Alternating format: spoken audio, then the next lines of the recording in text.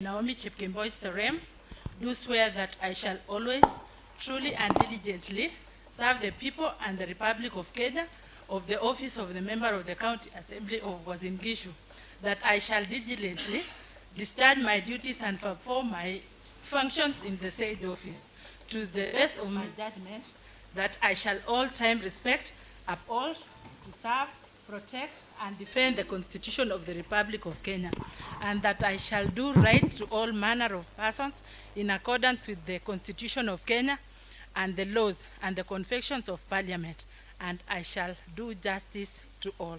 So help me God. Congratulations, Honorable Naomi. Now you may proceed to sign the oath of office.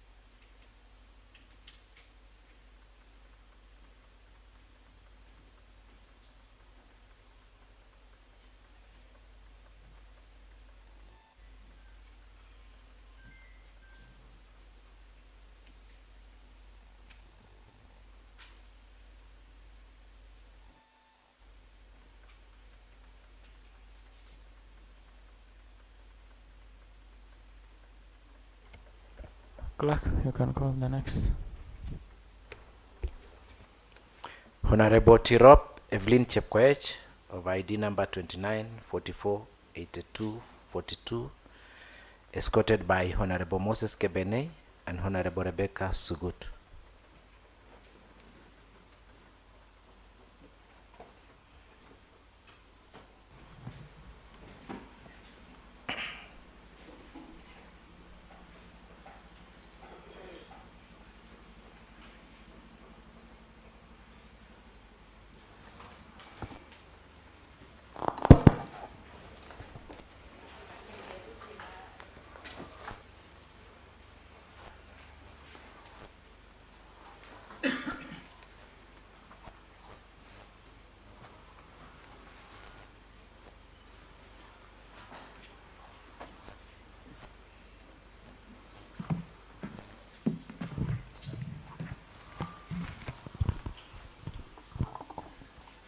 Mr. Speaker, sir, I present to you Honorable Evelyn Tirop to take her oath of office.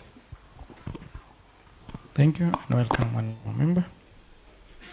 Honorable members, this is Evelyn Chepkoech Tirop as in the ID. So, it's okay. Bible in your hand and insert your. You will read the oath of office in Kiswahili or English? English. I, Evelyn Chepkoech Tirop, do swear that I shall always, truly and diligently serve the people and the Republic of Kenya in the office of the Member of County Assembly of Uasin Gishu, that I shall diligently discharge my duties and perform my functions in the said office to the best of my judgment, that I shall all times respect, uphold, preserve, protect, and defend this Constitution of the Republic of Kenya, and I shall do right to all manner of persons in accordance with the Constitution of Kenya and the laws and conventions of Parliament, that I shall do justice to all. So help me God. Congratulations, Evelyn, and you now proceed to sign. Thank you. Yes.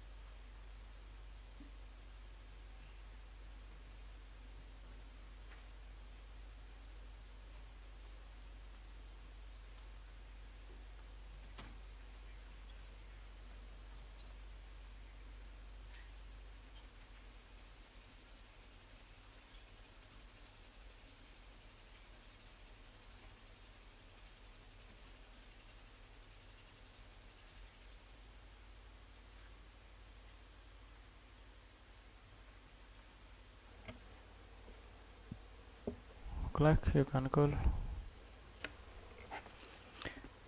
Honorable Chumba Regina Chepkemboi of ID number 21730036, escorted by Honorable Mary Goreti Boroswa and Honorable Patrick Kimeli.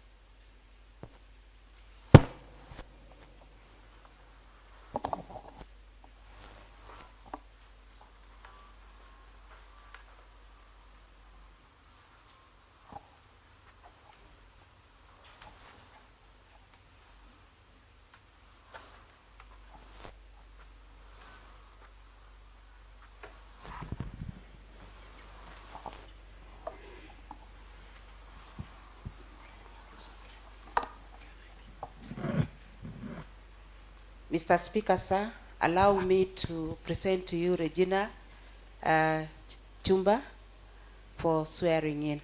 Thank you. Thank you, Honorable Member.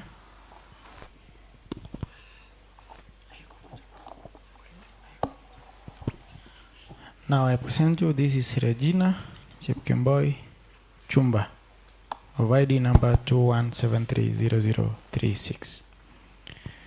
Put your, yes, and then you can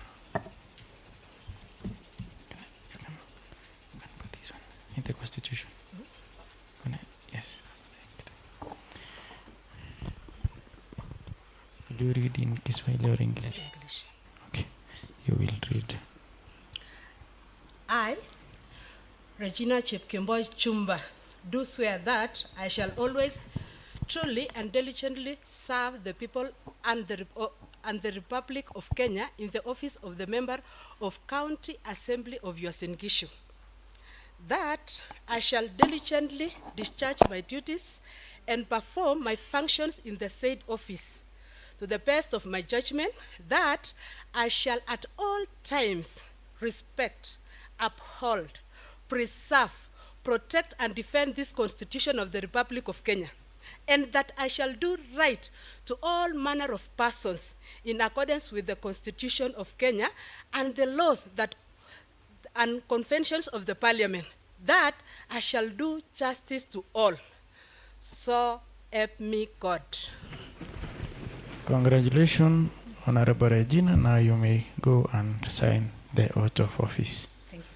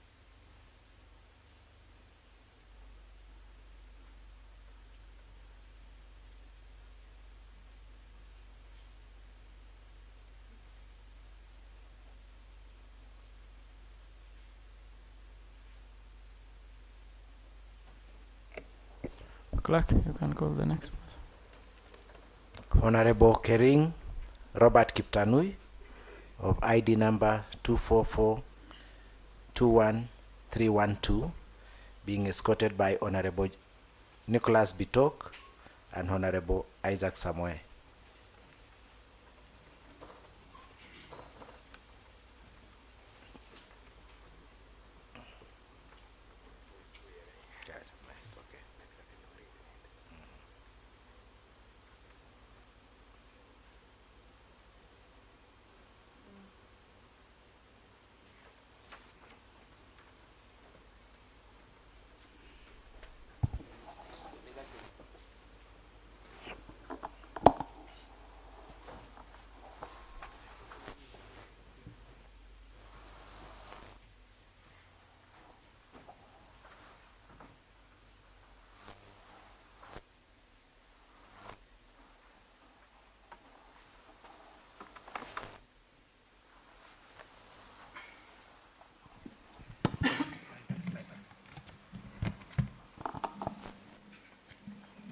Mr. Speaker, sir. 421312 as ordered. You will just dash. Will you read in will you hear in Kiswahili or English? Kiswahili. Kiswahili. You will mtanifuatilia.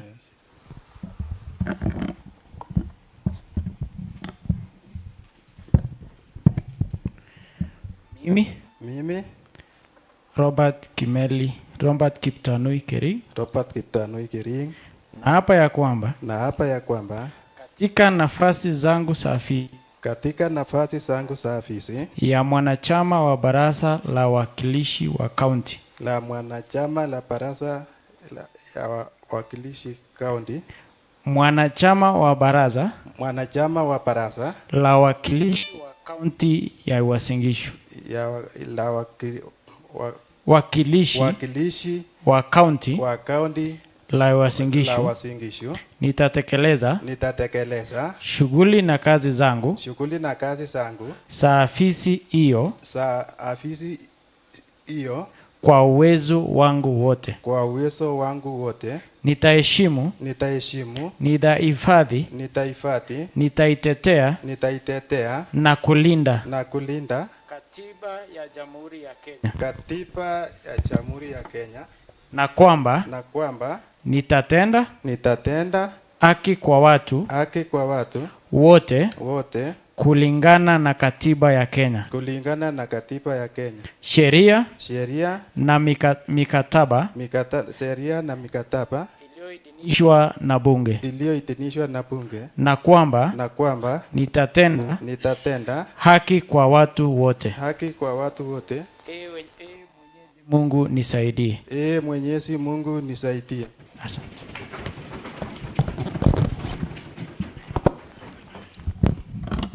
Congratulations, Honorable Robert. Now you may go and sign the oath of office.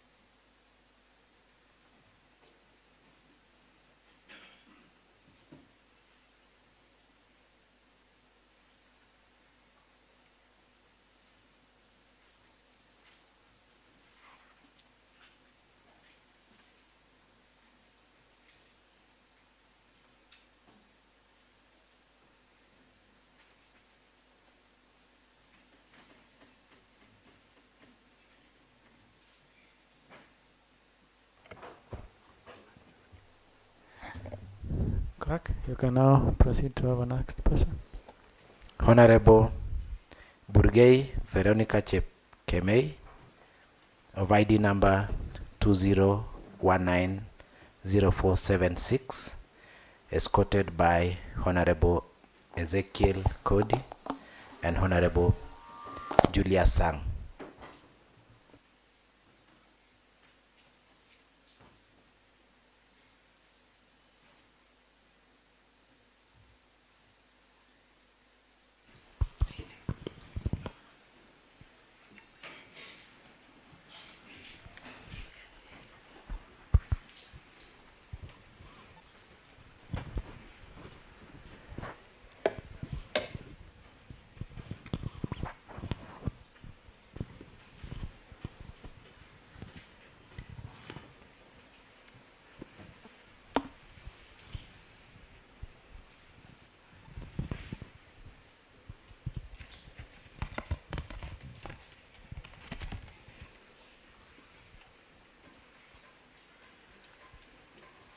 Honorable Speaker, sir, allow me to present to you Veronica Burgay for swearing in. Thank you, Honorable Speaker.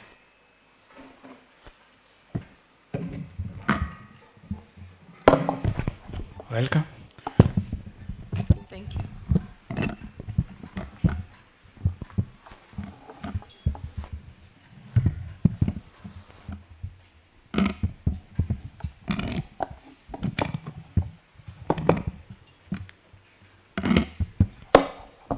Honorable members, this is Veronica Chepkemei Burgay of ID number 20190476.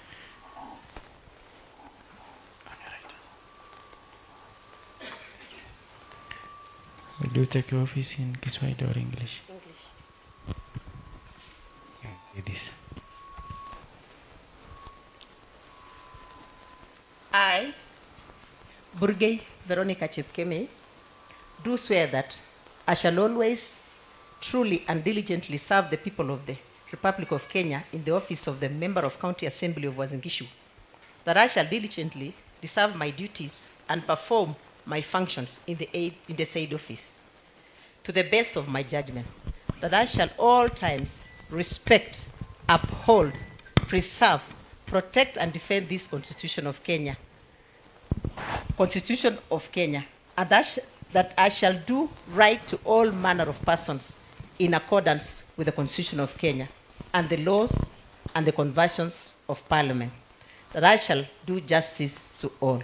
So help me God. Congratulations, Honorable Veronica. You may now go and sign the oath of office.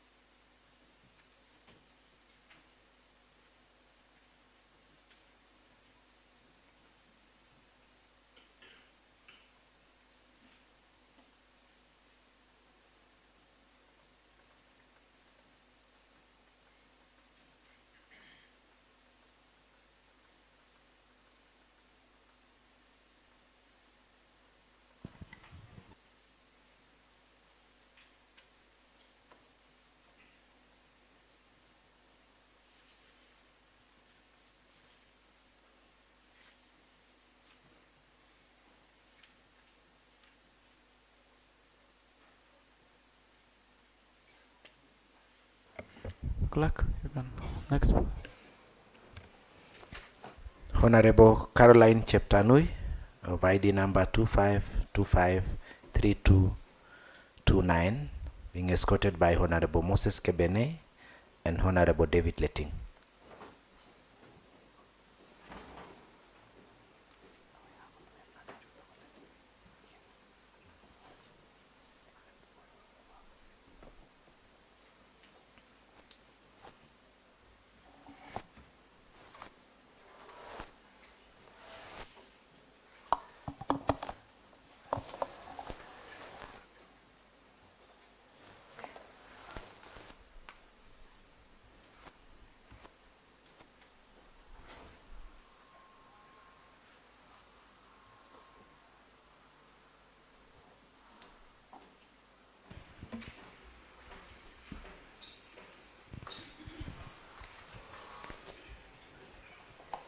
Mr. Speaker, sir, can you allow me to present Caroline Cheptanui for swearing in?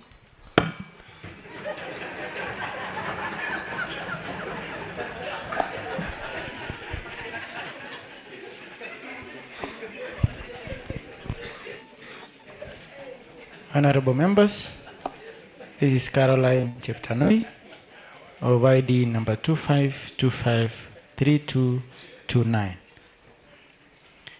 Take your Bible on the right hand. Yes, and insert the Constitution. You in Kiswahili or English. You will read this.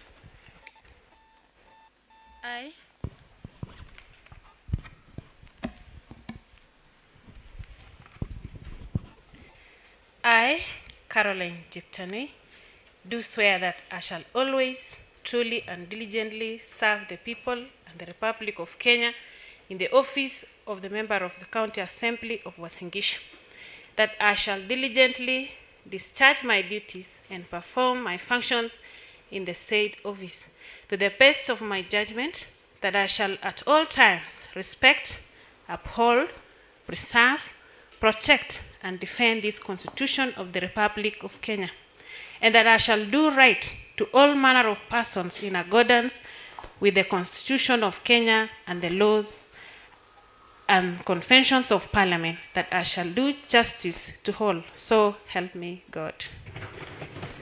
Congratulations, Caroline. May now proceed to sign out of office.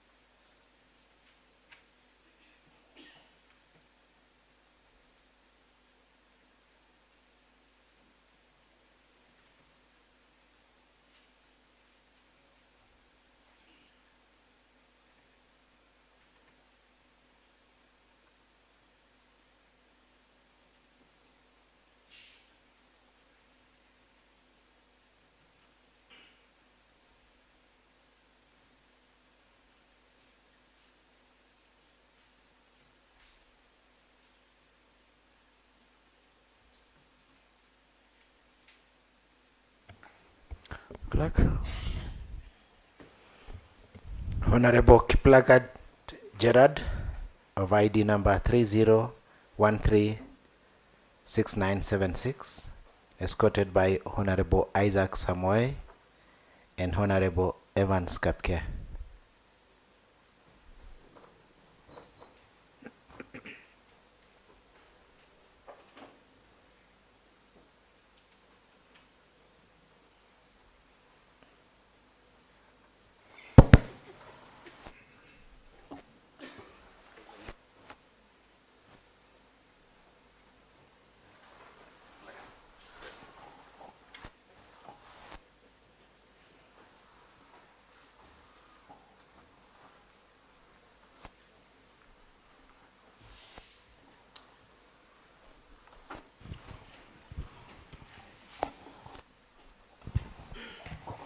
Honorable Speaker, sir, allow me to present Gerald Kiplagat for swearing in.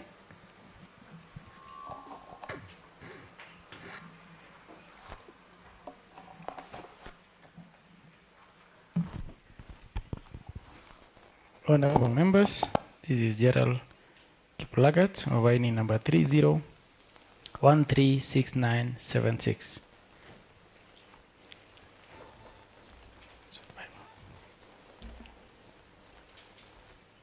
You'll read in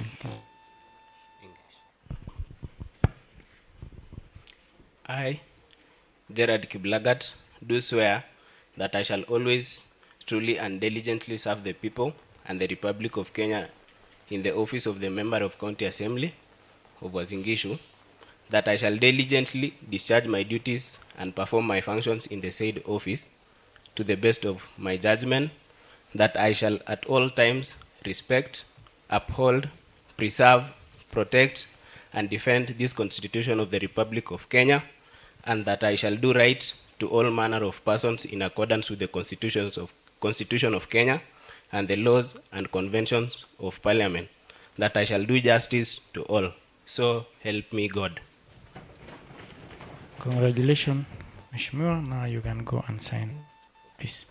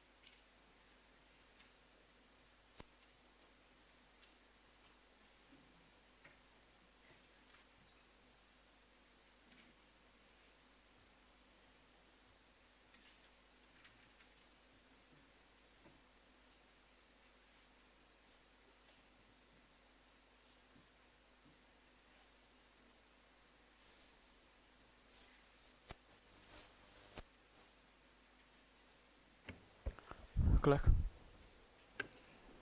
Honorable Mutai Celestine Chepchirchir of ID number 22903122, escorted by Honorable Samuel Sawe and Honorable Isaac Samoe.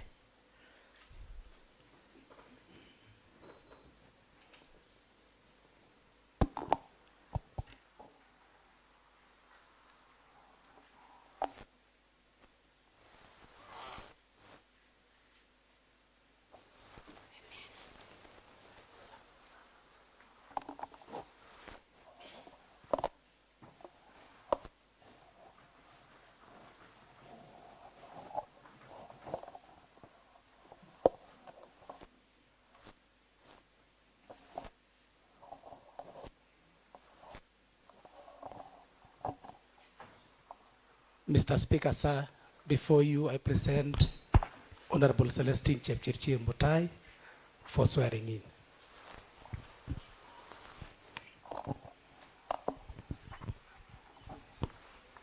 Honorable members,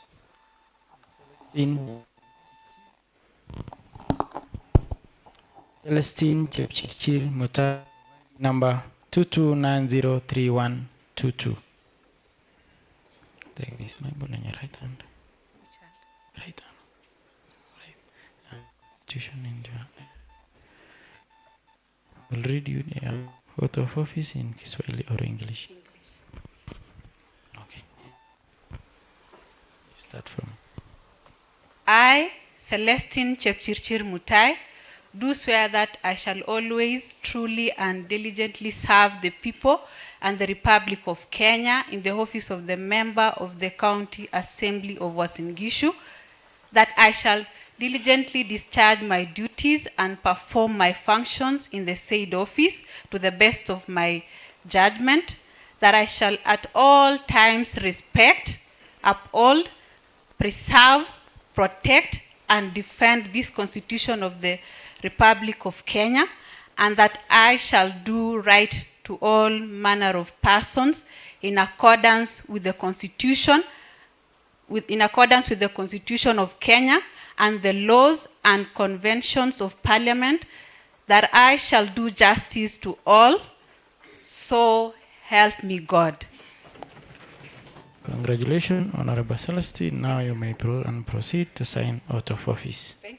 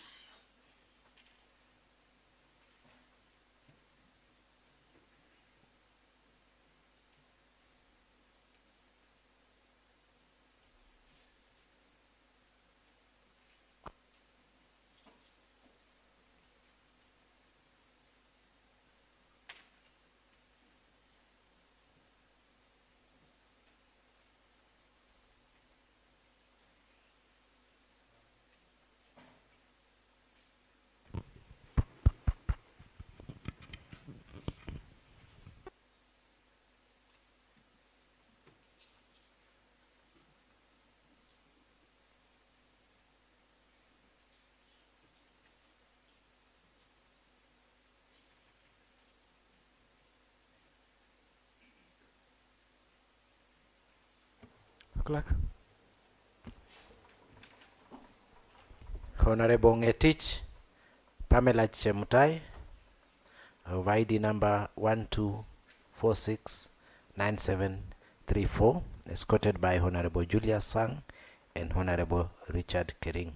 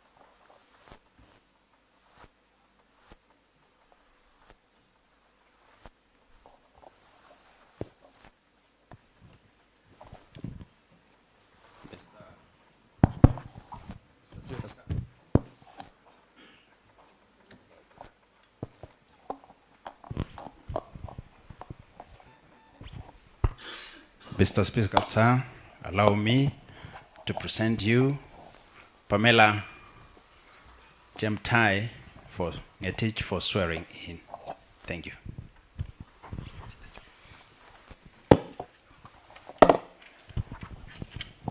Honorable members, this is Pamela Chemutai Ngetich of ID number 124-697-34. Put your hand in right hand, then put your constitution, and you'll take your office Kiswahili or English. English. You will read this. I, Pamela Jemtai Ngetich, do swear that I shall always truly and diligently serve the people and the Republic of Kenya in the office of the Member of County Assembly of Uasin Gishu, that I shall diligently discharge my duties and perform my functions in the said office to the best of my judgment, that I shall all times respect, uphold, preserve, protect, and defend this Constitution of the Republic of Kenya, and that I shall do right to all manner of persons in accordance with the Constitution of Kenya and the laws and conventions of Parliament, that I shall do justice to all. So help me God. Congratulations, Honorable Pamela, and now you may proceed to sign out of office.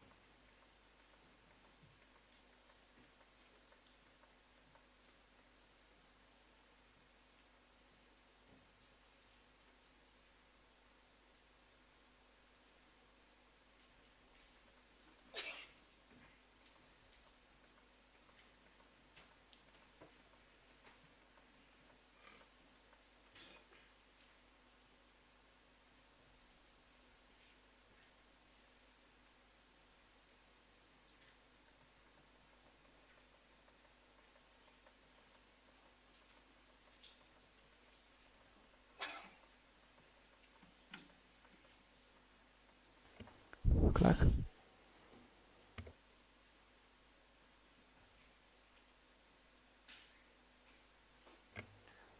Clerk.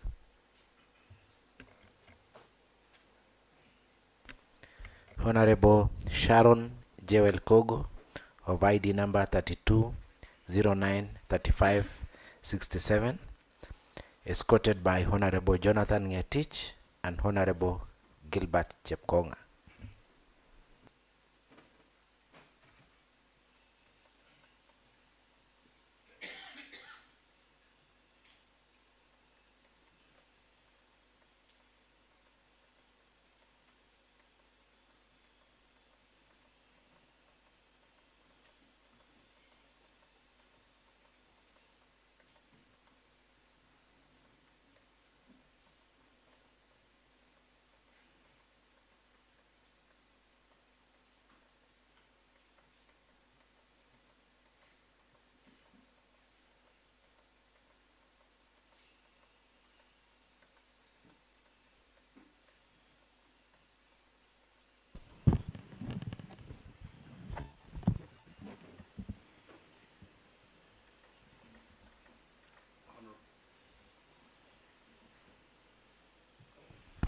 Honorable Speaker, Joel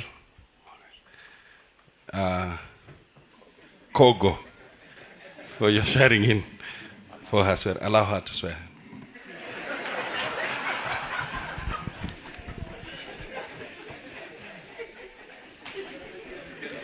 Honorable members, Sharon Jewel Kogo of ID number 32093-567. Take your number. Yes. And then please on there. Will you using Swahili or English? Okay. Can you able to see? Okay. You will read this. I, Sharon Jewel Kogo, do swear that I shall always truly and diligently serve the people and the Republic of Kenya in the office of the member of the County Assembly of Uasin Gishu, that I shall diligently discharge my duties and perform my functions in the said office to the best of my judgment, that I shall at all times respect, uphold, preserve, protect, and defend this Constitution of the Republic of Kenya, and that I shall do right to all manner of persons in accordance with the Constitution of Kenya and the laws and conventions of Parliament, that I shall do justice to all. So help me God. Congratulations, Honorable Sharon, and now you may proceed to sign out of office.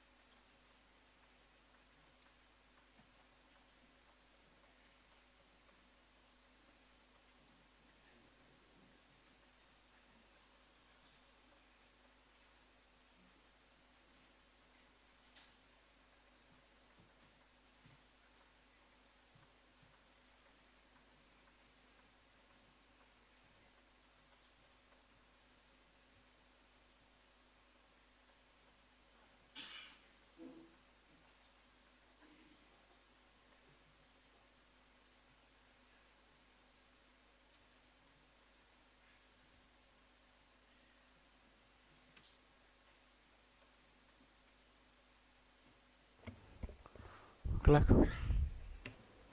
Honorable Wamboi Tabitha, ID number 26, 24, 2156, escorted by Honorable Sarah Malel and Honorable Thomas Yego.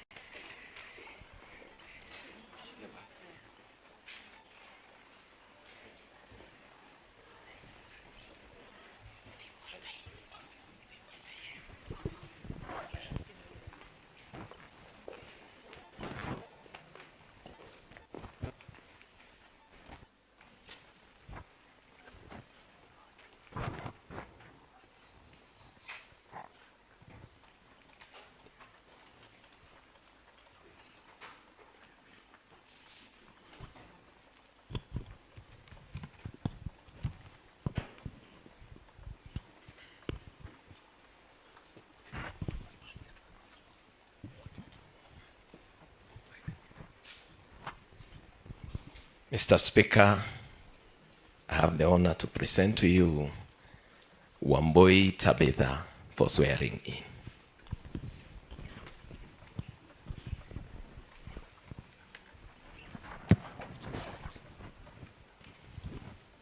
Honorable members, this is Tabitha Wamboi Kaduo, number 2620156.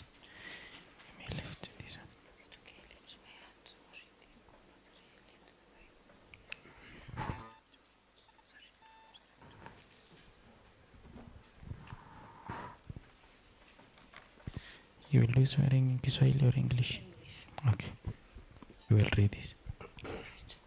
I, Tabitha Wambui Gatuo, do swear that I shall always truly and diligently serve the people and the Republic of Kenya in the office of the member of the County Assembly of Uasin Gishu, that I shall diligently discharge my duties and perform my functions in the said office to the best of my judgment, that I shall at all times respect, uphold, preserve, protect, and defend this Constitution of the Republic of Kenya, and that I shall do right to all manner of persons in accordance with the Constitution of Kenya and the laws and conventions of Parliament, that I shall do justice to all.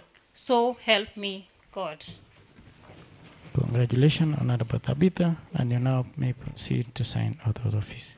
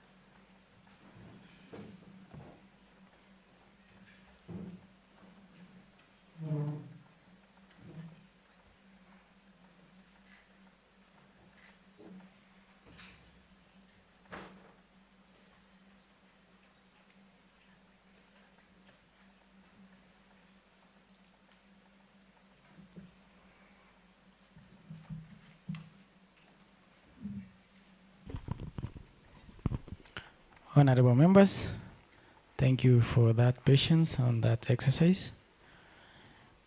I will now invoke standing order number 1.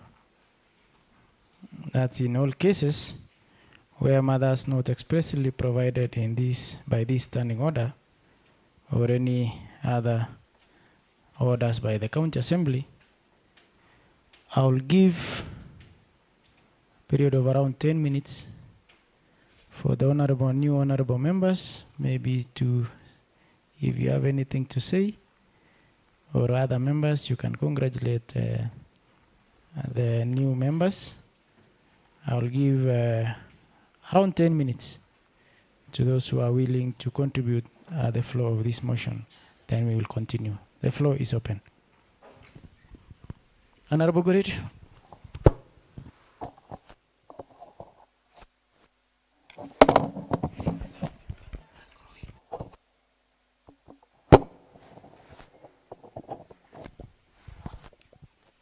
Thank you, Honorable Speaker. First of all, I want to really thank God for the far He has brought our honorable members for that period that they've been outside struggling to find justice. But we want to thank God because He gave them that opportunity to be with us today. We give glory unto Him. Mr. Speaker, I want to say that it has been a long journey, and we know also that we have our brothers and sisters who are with us in this house. They were actually ousted out because of the law and justice that was to prevail in this house. We also pray for them, that wherever they are, we are praying for them to continue their life normally, because it is a challenge unto them. And for our honorable members who have come in, you are most welcome. Join the team, the Vibrant Assembly of Uasin Gishu County 2024, and I hope we shall work in together to see Uasin Gishu better than you found it. Otherwise, as a commissioner to the assembly, I want to say you are most welcome. Karibuni sana sana. We are happy for you. Thank you.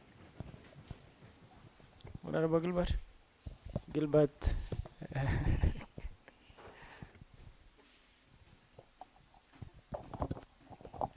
Thank you, Mr. Speaker, sir, for this for the opportunity you've given me. Let me just take this opportunity first to thank Almighty God for the gift of life that is given us this year. It has been wonderful. Let me wish each and every member who is here happy 2024, because this is the first time that we are meeting. For the members who have just come, let me wish you all the best. Even when Paul was sending letters to all the churches, he told them, be very courageous, be independent in what you do, and God will bless you whole. God will take care of you. And for the members, for the other members, God will bless you too for the care that you're going to take on these other members who have just come in. It is only prudent for all of us to take good care of one another. Love is what we need. In fact, it is paramount in all fields. Paul in the book of 1 Thessalonians wrote that if you have love, you have God. So let us love one another. Even in this assembly, we shall be very vibrant. May God bless you. May God keep you. And may 2024 be a year to remember. Thank you. Thank you, Bwana Speaker, sir. Honorable Regina. Mr. Speaker, sir, and the all house, as the new members, we want to thank God that today we've joined you. It's a dream come true.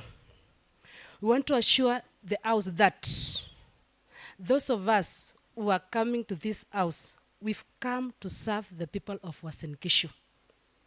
And what happened that time. It's now in the past. We have a common group of persons that we are coming to serve. And we want to thank God that today we are here. Thank you for your prayers. I'm not saying that we are the best. Thank you for praying for those who left. They're still serving in Uasin Gishu. We are a family. We are members of Uasin Gishu. we are assuring this house that we will stand and serve the people of Uasin Gishu. Politics is over. We've come to serve humanity. I was emotional, I was excited when I saw my brother Honorable Kering being sworn in. I felt deep in my heart that justice has been served. I'm happy that this house today is all inclusive. The SDGs of the government of Kenya is about leaving no one behind. And I'm happy that today in Uasin Gishu, the community of persons with disability are represented. It's our joy. I'm even so moved to see that our members were allowed to join us. We thank God. We thank everyone that has walked this journey with us. We are here to serve the people of Uasin Gishu. Thank you so much. Honorable Samuel. Thank you, Mr. Speaker.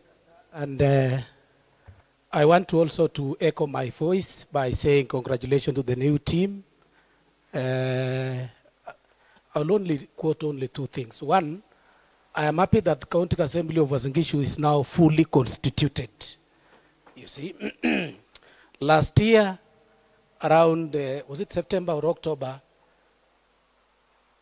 one of the things that greatly affected the assembly is that adjournment that lasted for almost 1 or 2 weeks. And I believe after today, that case in court is null and void because we have full representation in all the genders. Number two, I want to congratulate all the team that have come in. Welcome to this assembly, the third assembly of Uasin Gishu County. It's a place where you can nurture your leadership talent, politics aside. You have come to represent the greater people of Uasin Gishu County. And members who have been here all along and all of us who have been here for the last almost 1.5 years, we joyfully welcome you. This is a place whereby mentorship is being done, the leadership is being done, and of course, you have come to do the three things: representation, oversight, and of course, the issues of legislation. Finally, let me quote one verse in the Bible, and apparently I know maybe most of us know, I'm a teacher of Sunday school in my church.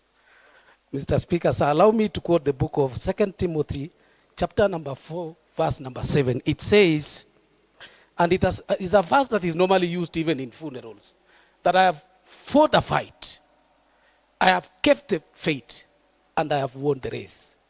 To our sisters who have just come and our brothers, Robert, you did struggle for the last 1 year. You really fought in court.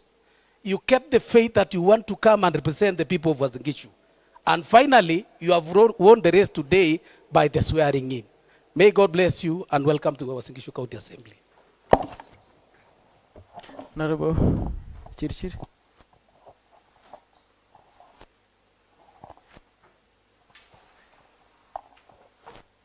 Thank you, Mr. Speaker, sir. May I take this opportunity to congratulate the newly sworn in members. We say welcome to the House of Laws, Regulations and Procedures. Mr. Speaker, sir, I want also to stand in solidarity with my colleagues, the persons living with disability, and thank the great people of Soy for electing me as their representative, notwithstanding my stature, the way I am. Today, I know you've grown in numbers, and to discharge the mandate of representing all, but not only the people living with disability, all the people of this country who are within our representation and jurisdiction, is that this house is fully now constituted with the members representing various cadres coming to represent their respective positions. Mr. Speaker, I want to end by saying that this is a political house.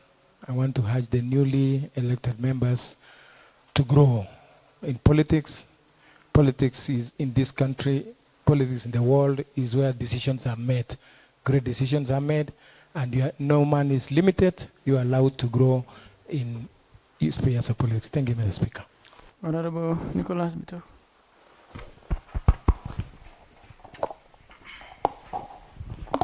Asante Mr. Speaker. Nachukua nafasi hii kushukuru Mungu kwa nafasi ya kipekee ambaye ametupa mwaka mpya ambaye tumefika mwaka wa 2024 ambapo tumeweza kufungua assembly hii. Nashukuru Mungu na nashukuru Mungu sana pia kwa ajili ya ndugu na dada zetu hawa ambaye wamepitia mengi. Hazan ndugu yangu Robert Kiptanui ambaye ni jirani wangu amepitia mengi. Nashukuru Mungu, nilipokuwa nasimamia akiapishwa nilisikia roho yangu imefurahi kweli kweli. Kwa hivyo ndugu zanguni, karibuni sana, tuweze kuchapa kazi kwa pamoja, tushikane mkono, tusongeshe kaunti yetu iweze kwenda mbele. Asanteni sana na karibuni kwa upendo, tuendelee kwa pamoja. Asante Mr. Speaker. Honorable Gilbert Chepko.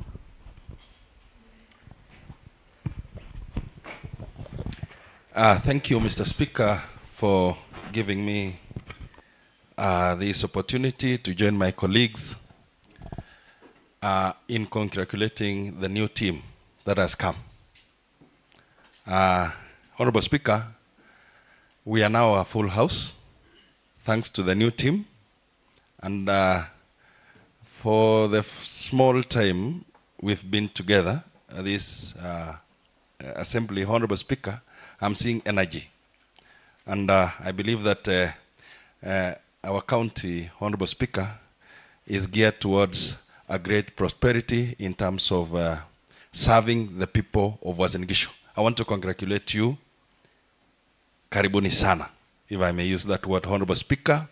And honestly, from the office of Chairman Muranik, Point of order.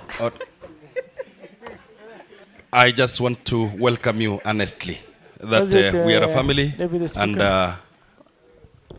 yes.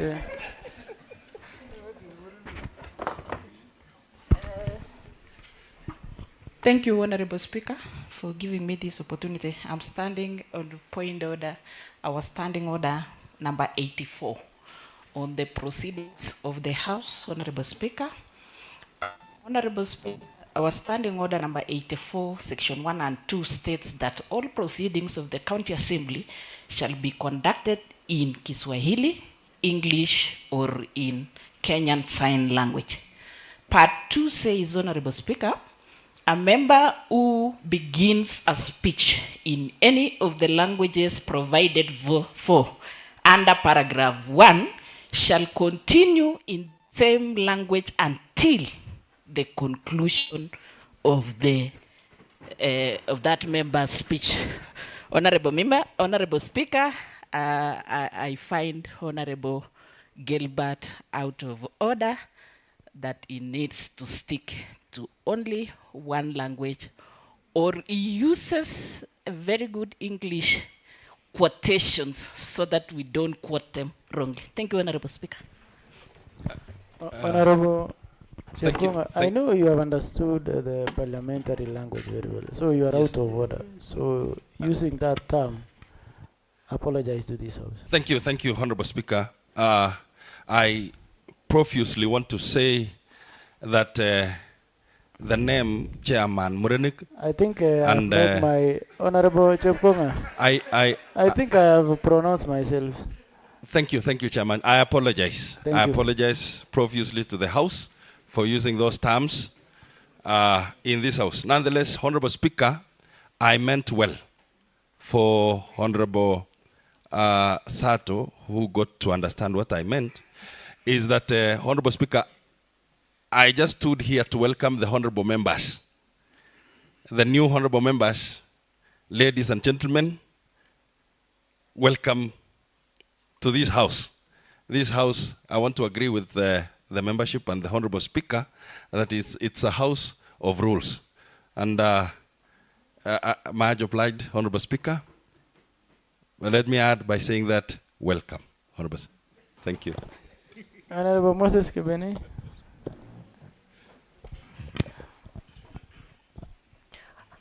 Point of information, Honorable Speaker. Yes, Honorable Caroline. You want to inform the House? Honorable Speaker, I wanted to inform the House and also seek your guidance on matters parliamentary dress code. I would like to request if the Honorable Deputy Speaker is properly dressed without a coat. Thank you. Thank you. Maybe as we maybe I will give a ruling. Let me allow Honorable Moses Kibene as I deliberated on the... Thank you, Mr. Speaker, sir. Let me take this opportunity also to welcome all members who have joined us today. And also this year, 2024, it's a year that has really taught us, especially me, I've been hearing no man is limited. And for sure, every day is a learning process, and we do learn from whatever happens in our surrounding. When I was seeing Honorable Robert being sworn in here today, to an extent, I was moved. Because I was looking at him and the way he was swearing in, and the challenges that were there before for him to arrive to this house. And for sure, I understood, and it was very clear to all of us that no man is limited, as long as you remain focused in whatever you are doing in your life. Mheshimiwa, all waheshimiwa who have joined us today, karibuni sana. Welcome. Honorable Robert, welcome. And as Eliud Kipchoge, our legend, said, no man is limited. And for sure, stick to that. And you will inspire so many people out there. Also today is a learning process, as I said earlier. I was looking at Mheshimiwa Cherono, and I was confused. I was asking Mheshimiwa Goreti here, is this a Cherono that we knew or somebody else? The way you're looking at her face, it's totally, today she's too brown. And I don't know what she applied on her face, Mheshimiwa Speaker, because most of us, I was also consulting with Mheshimiwa Isaac Samoe, and Samoe was telling me maybe she's the sister. Probably Mheshimiwa Isaac, let me just pass the message to Mheshimiwa Isaac and Mheshimiwa Chepkonga from Olare. And Mheshimiwa Cherono, I can see very soon cows will be coming to your place. Thank you, Mheshimiwa Speaker. Honorable members, thank you for that contribution. We will end there. Honorable Letting, do you have something to say? Okay, maybe I will give you... Thank you, Mr. Speaker, sir. I want to take this opportunity to say I am happy today because we have a new colleagues, and I want to say our colleague, you are welcome, and we are ready to work with all of you, and we respect all of you. And today is our big day because we was having a shortage of members since in the three or 2 months. So now we are very, very happy, and I don't have much to say except we have seen today new faces that our heart is very happy. Thank you. Thank you. Honorable Songok. Thank you, Honorable Speaker. I stand here to seek your indulgence, understanding order number 30, to seek the extension of time beyond noon for this business to continue. I here stand so that Honorable Speaker, because of the many members who are contributing, congratulating our new members, and also the business that is still ahead of us, I want to seek your indulgence, Honorable Speaker, that we extend our time beyond 1. Beyond 12:30, sorry, so that we can transact this business to completion, Honorable Speaker. Honorable Sonko, are you moving a motion? I'm now moving a motion Yes. so that I ask Honorable Isaac Samoei to second my motion, Honorable Speaker. Thank you very much. Honorable Samuel? Yeah, thank you, Mr. Speaker, sir, and the members. As said by the majority whip, as a House of Rules and Procedures, I am seconding the motion by the mover so that we can extend that time because we still have 2 pending businesses before we adjourn this House for further deliberation. I do second.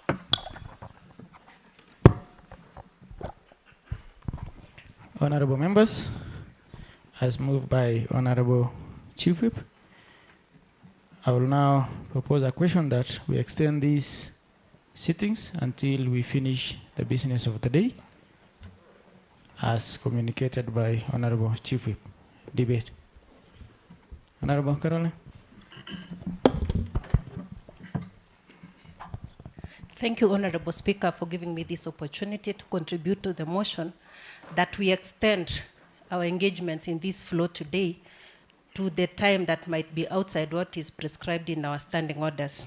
When I look at the order paper of the day, we still have quite a number of motions to debate on, and this would be most ideal if we get enough time, especially in light of the new honorable members, including myself, who are still getting acquainted to the House rules and procedures. Thank you, Honorable Speaker, sir.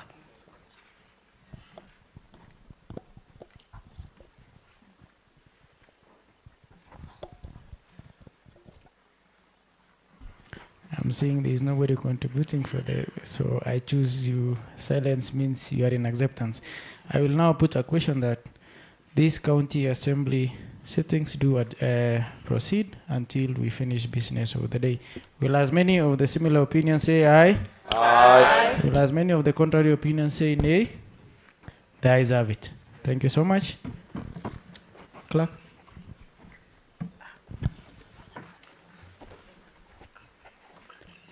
Order number 2, communication from the chair.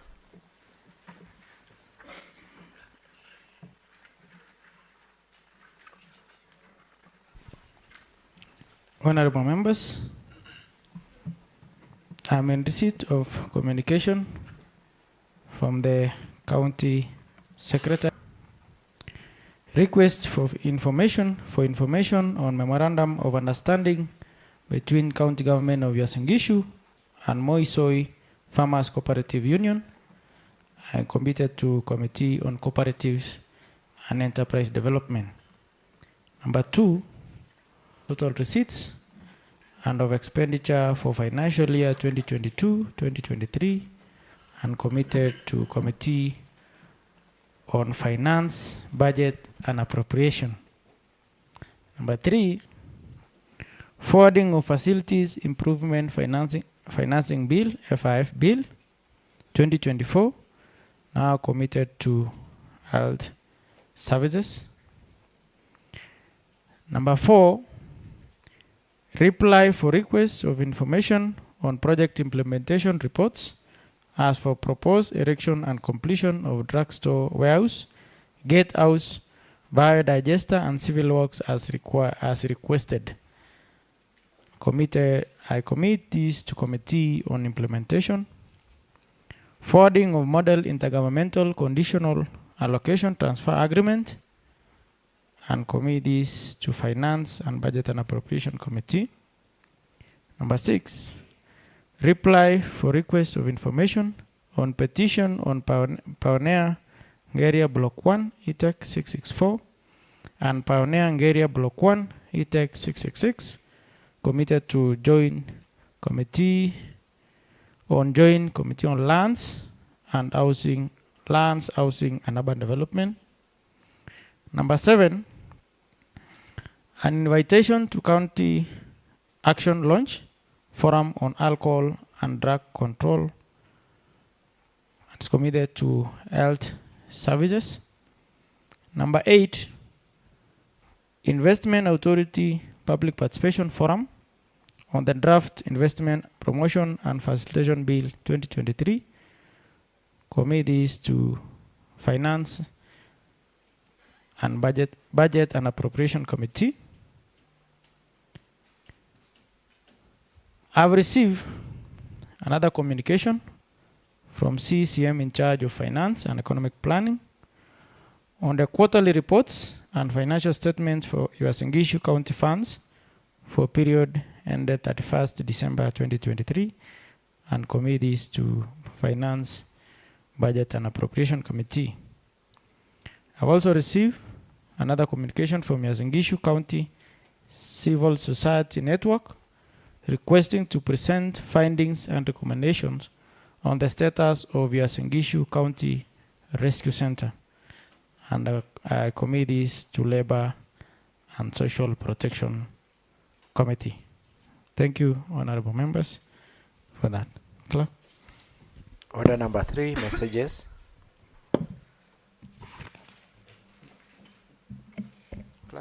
Clerk.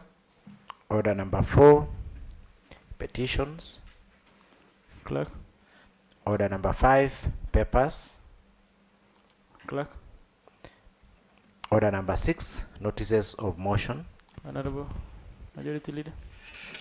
Thank you. Thank you so much, Honorable Speaker, sir. I rise to give notice of the following motion that pursuant to Standing Order number 28 of the Uasin County Assembly Standing Orders, this County Assembly do approve its calendar of the third Assembly, third session, part 1 to part 6. Thank you, Honorable Speaker.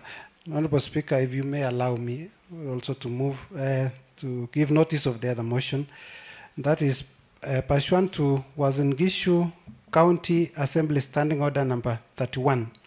This Honorable House do adjourn its sittings from 13th February 2024 until 27th February 2024 to allow honorable members to attend an induction seminar. Thank you, Honorable Speaker. Clerk.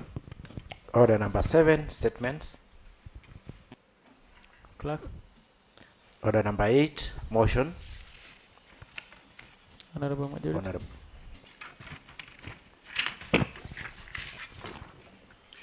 Thank you once again, Honorable Speaker, sir. Honorable Speaker, sir, I rise to move the following motion that pursuant to Standing Order number 28 of the Uasin County Assembly Standing Orders, this County Assembly do approve its calendar of the third Assembly, third session, part 1 to part 6.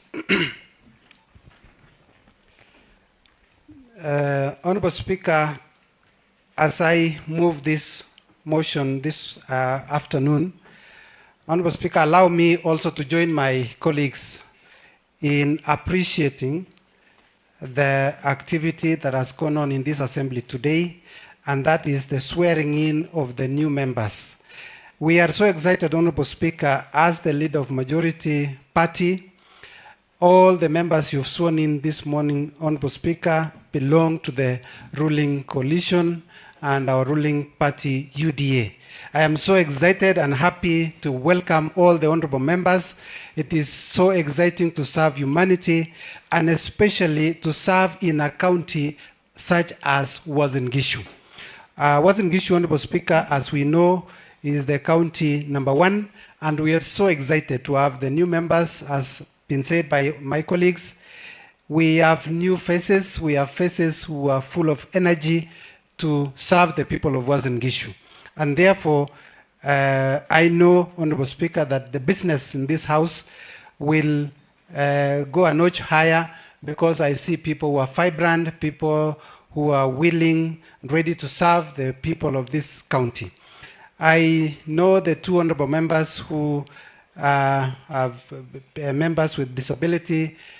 It is a huge task ahead of you. And we want to say that we are going to work together.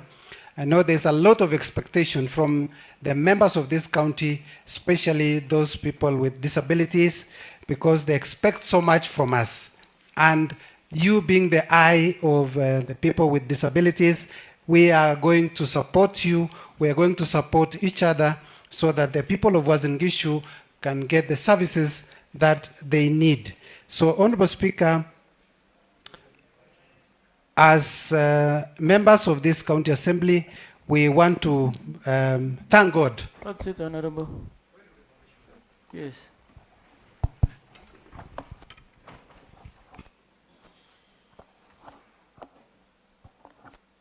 Mr. Speaker, sir, I want to inform this House that we say members, persons living with disability, not people with disability.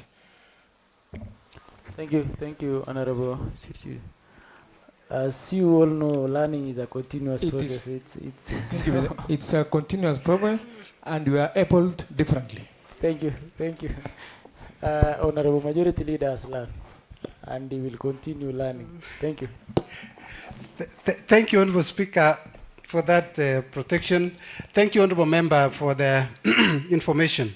I know that information is power, and we will continue learning.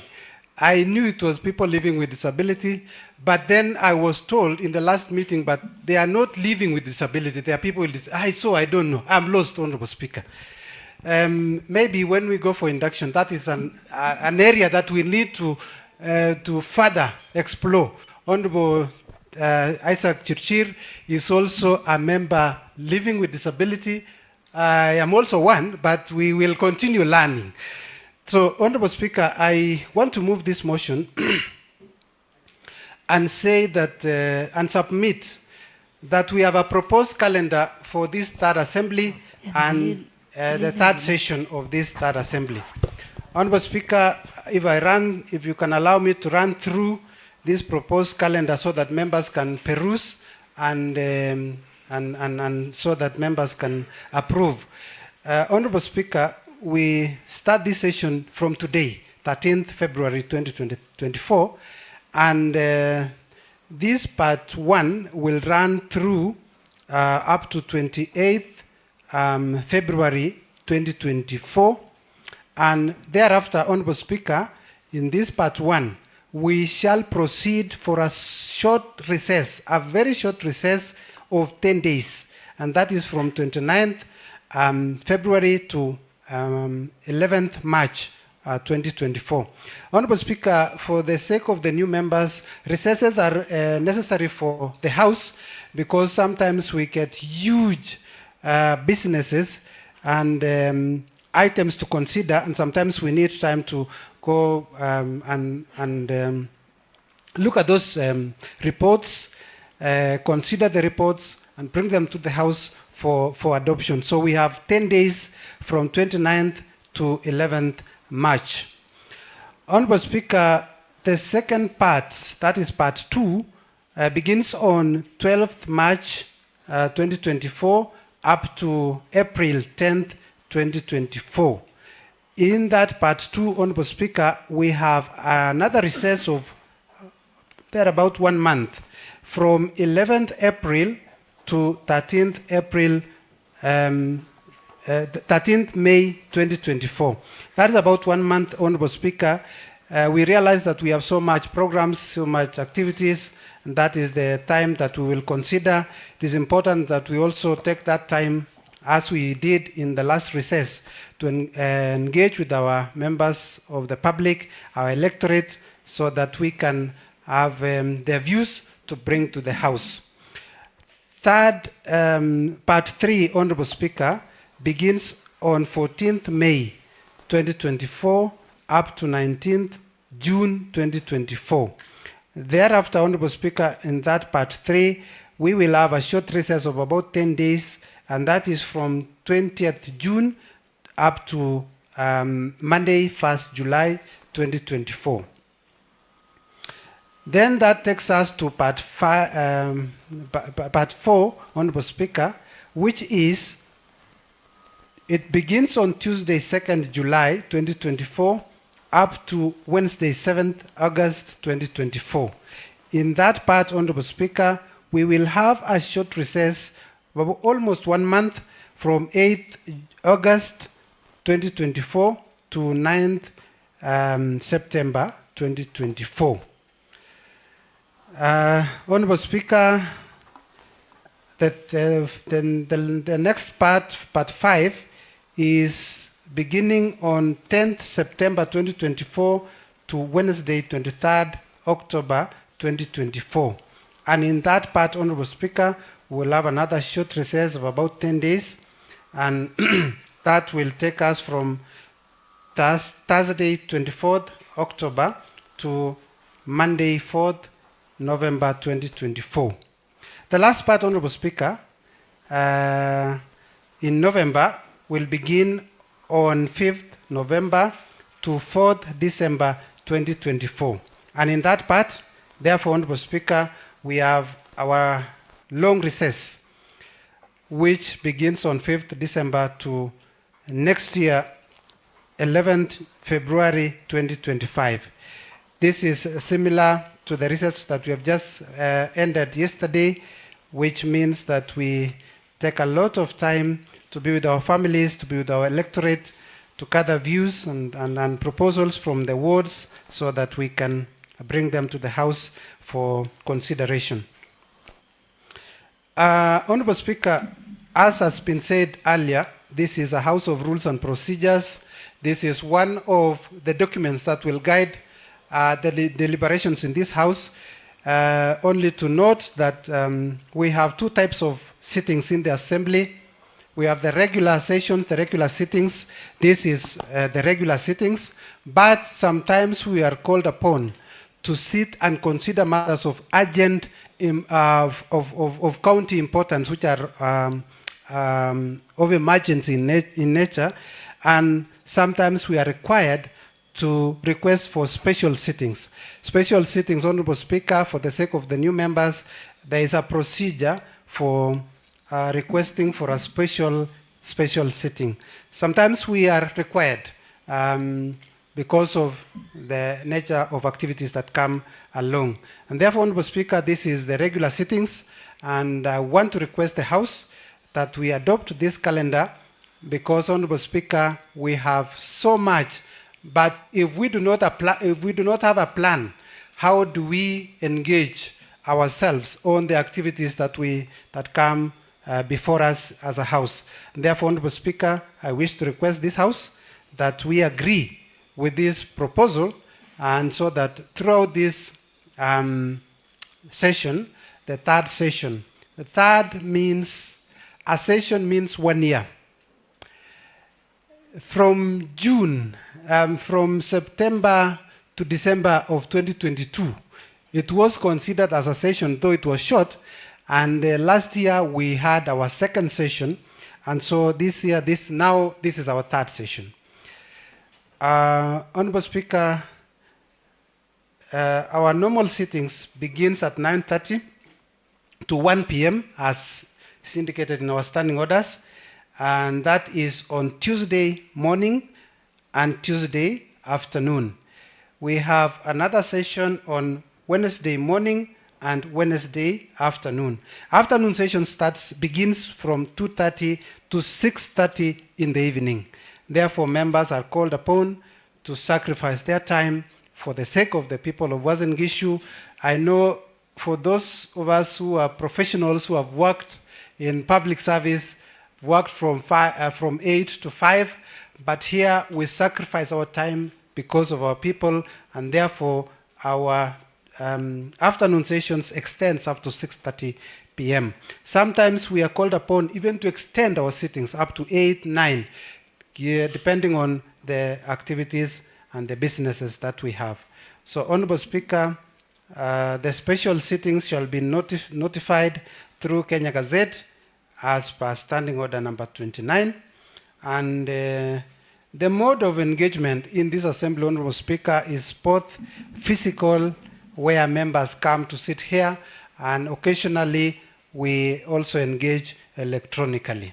So, Honorable Speaker, that is my request to the House, that we adopt this calendar to allow smooth running of business and activities in the Assembly. Apart from the normal sittings of the House, Honorable Speaker, we have the committee sittings, which I'm sure the new members will be given opportunity also to serve in various committees when that time comes.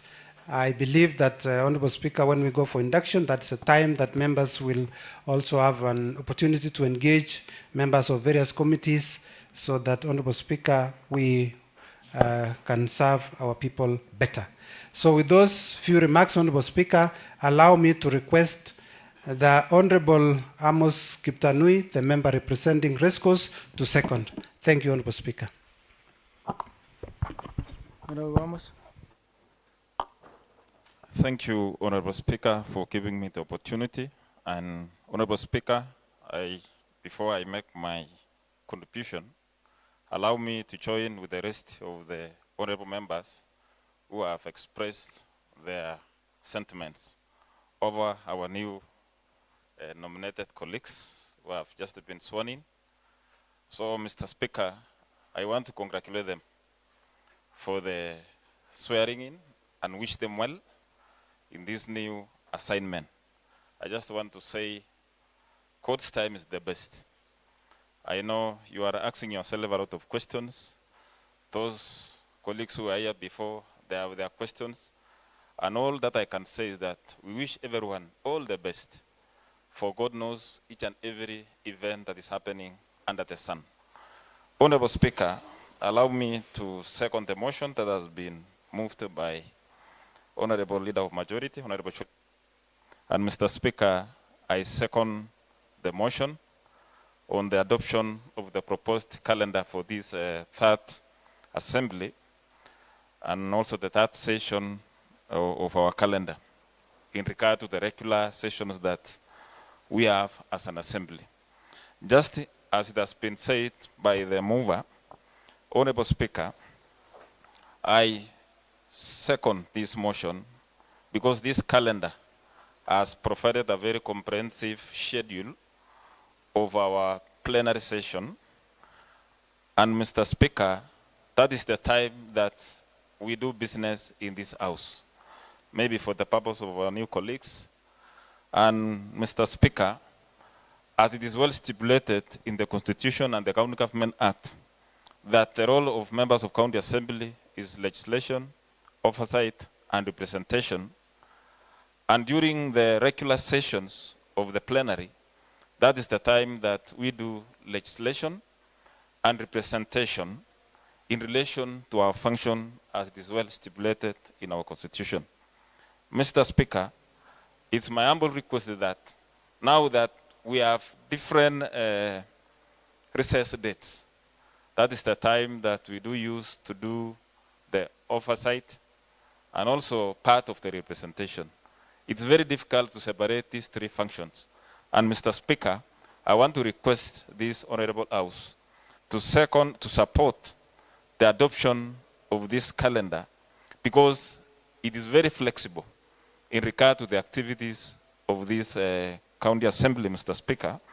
And just as it has been mentioned, that in the event that there is a matter that is urgent of public or any special interest, we shall convene. You will proceed to do a special sitting by way of cassettement as it is provided for under the Standing Order number 29.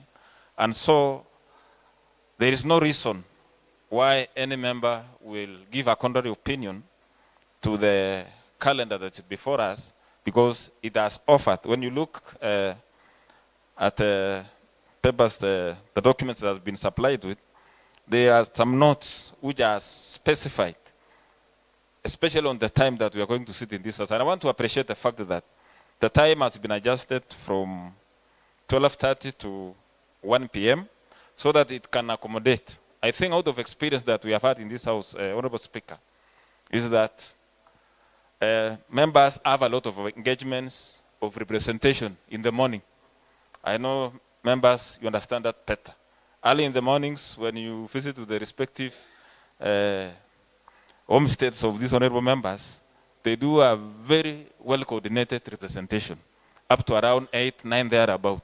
So there is that tendency of traveling to the county assembly. So I want to say I'm in agreement that we have adjusted time up to 1 p.m.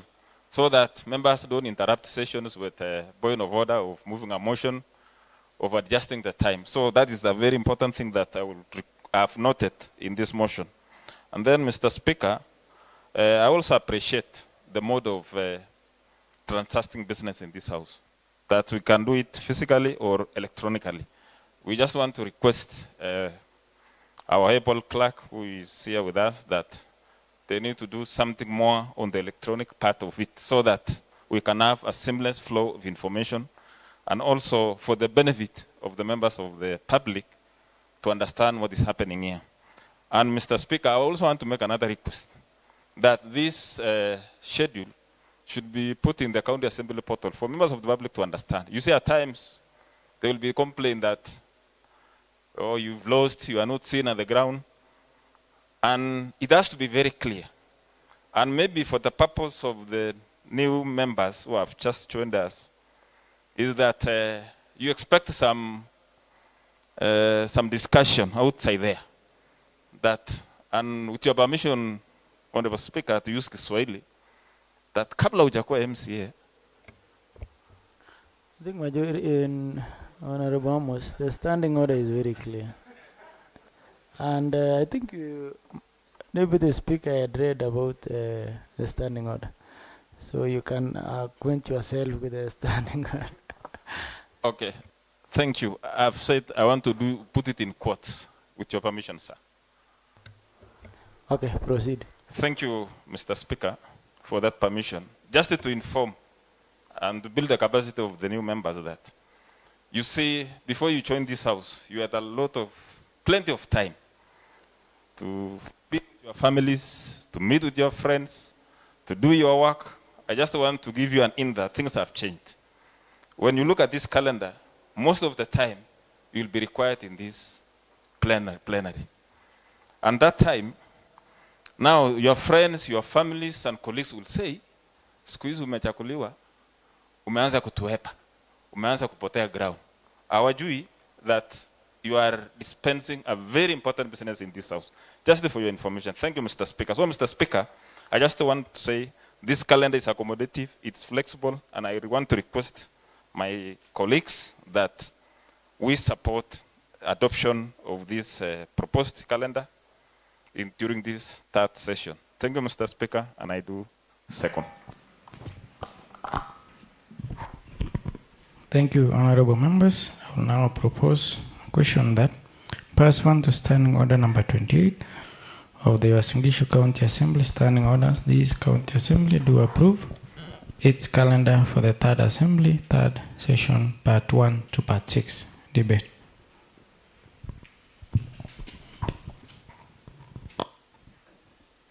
Margaret.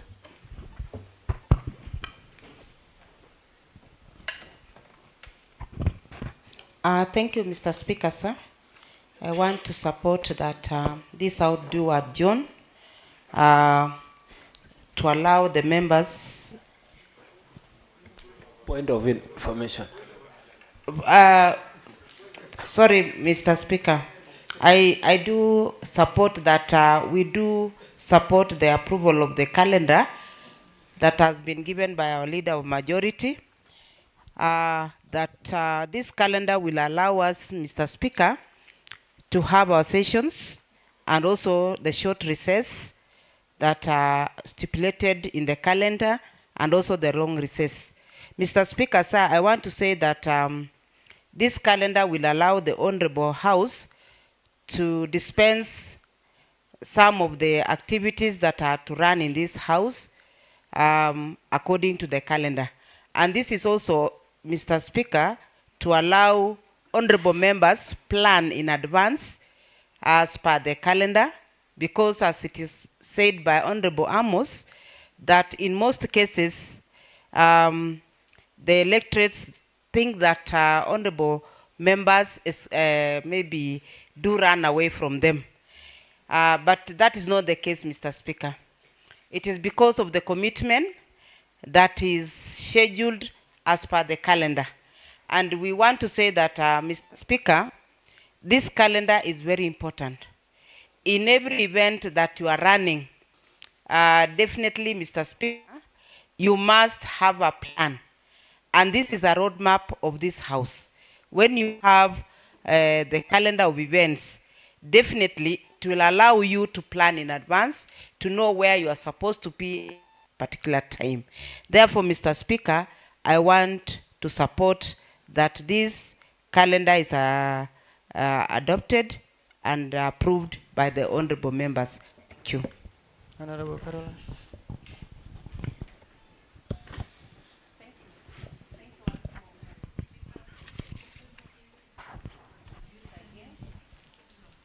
Thank you. Thank you, Honorable Speaker, for the opportunity to contribute about the motion that is on the floor, touching on the proposed calendar for this third assembly, third session.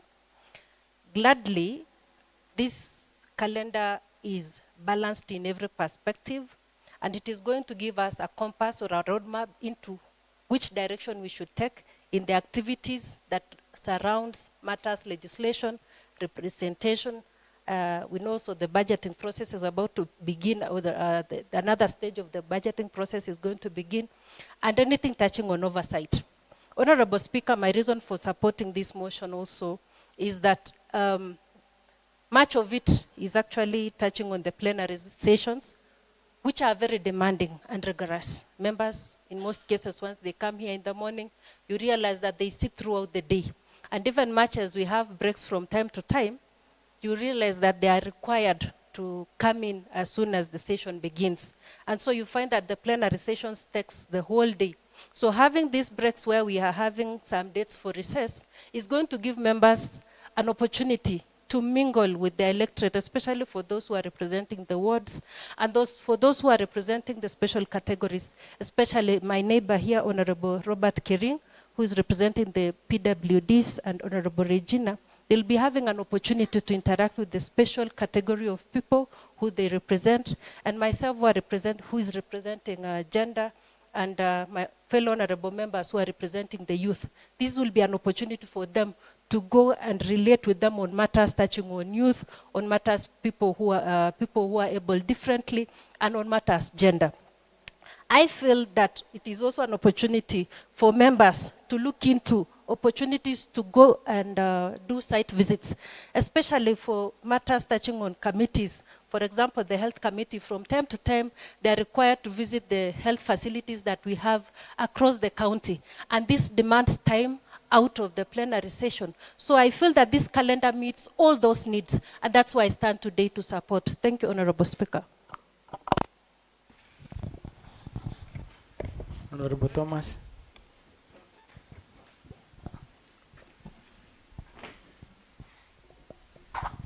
Thank you, Mr. Speaker, sir, for allowing me make my contribution.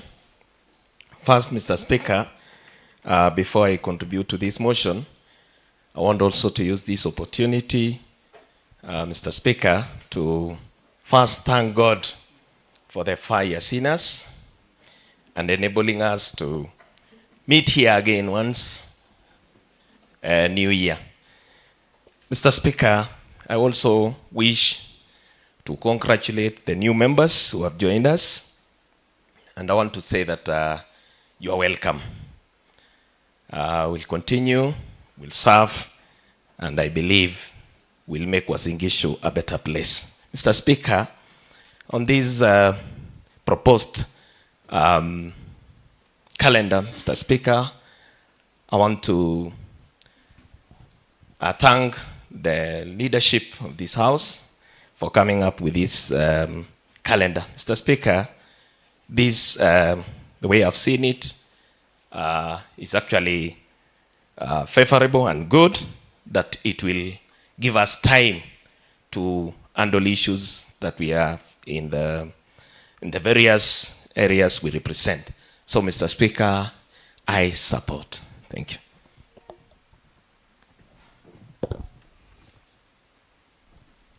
Thank you, honorable members, for that debate. I will now put a question that pursuant to Standing Order number 28 of the Uasin Gishu County Assembly Standing Orders, this County Assembly do approve its calendar of the third Assembly, third session, Part 1 to Part 3. Will as many of the similar opinions say aye? Aye. Will as many of the contrary opinions say nay? The ayes have it. Clerk. Order number 9. Motion. Majority Leader. Thank you once again, Honorable Speaker. Sir, Honorable Speaker, I rise to move this motion, Honorable Speaker, that pursuant to Uasin Gishu County Assembly Standing Order number 31, this Honorable House do adjourn its sittings from 13th February 2024 until 27th February 2024 to allow members to attend an induction seminar. Honorable Speaker, as I said in the earlier motion, that this is a house of rules and procedures.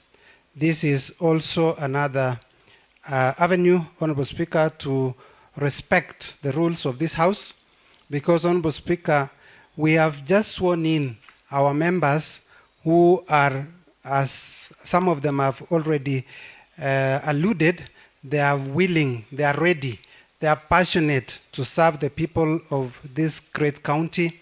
And therefore, Honorable Speaker, it is imperative that we induct the members so that, Honorable Speaker, they can serve better. They can serve better in this house. Honorable Speaker, as we have seen, the Honorable Deputy Speaker stood on a point of order that some of us would not know if we were not gone to be trained. So, Honorable Speaker, this session of training is so critical, is so important for the service delivery to this great county, because members will be sharpened, members will be taken through procedures of the house, including even learning the provisions in the standing order. I know maybe the new members will be asking, how can I access, how can I get this, the copy of these standing orders? No, your office, Honorable Speaker, will be providing them with the necessary tools. This is our Bible. And we know that when we go to church, we cannot have a church without a Bible for those who profess Christianity. And Honorable Speaker, when we come to the house, this is our Bible, and this is the Bible that we keep referring to so that we do not go astray from the rules of the house and the rules of engaging while preparing a motion, while processing reports, while processing a bill that will eventually become the laws of this county. Therefore, it is important that members understand clearly the processes, the process of making laws, the process of processing a petition by the members of public. It is very, very important that members are trained, are taken through all those processes. I am only worried, Honorable Speaker, because the time is short.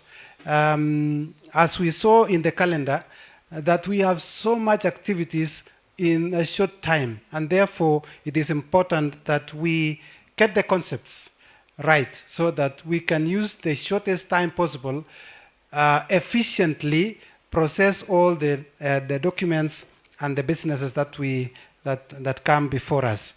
I am aware, Honorable Speaker, that in some committees we have up to 70 reports that needs to be processed.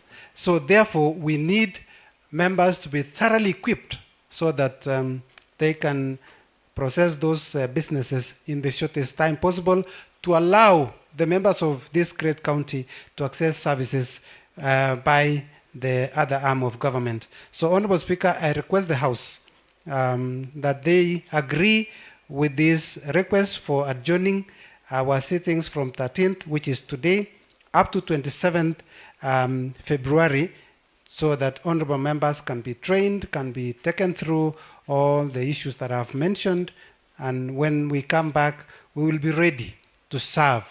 I know members, the new members are saying, how do I even start? Moving a motion. All those issues will be taken through when we go for this very, very important seminar. So, Honorable Speaker, with those few remarks, I wish to request the House to agree with me that we adjourn the sittings of this House until 27th February 2028. Honorable Speaker, I had said when we were approving the calendar that we are going up to 28th. But then again here we are saying we are resuming on 27th. It is because, Honorable Speaker, we required to have time off so that we can have time to train all our honorable members. Learning is a continuous process. It is time to learn.